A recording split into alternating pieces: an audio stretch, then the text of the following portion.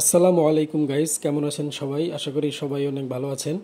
তো আজকে আমি তৈরি করব বাটার কেক। তার জন্য এখানে আমি 100 গ্রামের মতন বাটার দিয়ে দিয়েছি এবং 100 গ্রামের মতন চিনি দিয়েছি। তো এগুলো দিয়ে ভালো করে মিক্স করে নিয়েছি।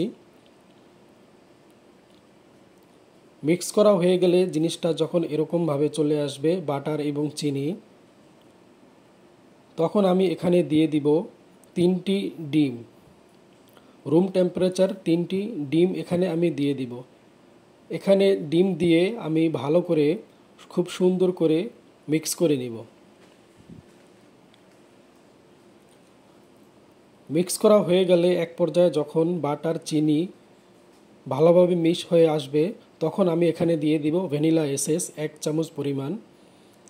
1 চামচ পরিমাণ ভ্যানিলা এসেন্স দিয়ে খুব সুন্দর করে মিক্স করে নিব আবার। তারপর এখানে আমি দিয়ে দিব 100 গ্রাম অনুযায়ী ফ্লাওয়ার এবং 20 গ্রাম বেকিং পাউডার, 30 গ্রামের মতন মিল্ক পাউডার। এগুলো দিয়ে আমি খুব ভালো করে মিক্স করে নিব। মিক্স করা হয়ে গেলে এক পর্যায়ে যখন ব্যাটারটা এরকম চলে আসবে, তখন আমি এই মিক্সারটাকে মাফিন্স কেকের কাপে ঢালবো।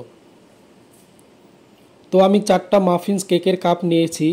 এখানে আমি 4টা মাফিন্স কেকের কাপে দিয়ে উপরে কিছু ড্রাই ফ্রুট দিয়ে দিয়েছি।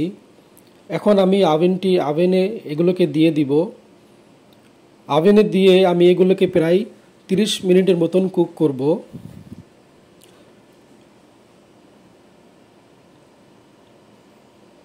দর্শক বন্ধুরা, আমার কেক 30 মিনিট পর হয়ে গিয়েছে। আমি এখন আভেন থেকে বের করে নিলাম। দেখুন দেখতে কি সুন্দর আর কি চমৎকার হয়েছে, একদম পারফেক্ট হয়েছে।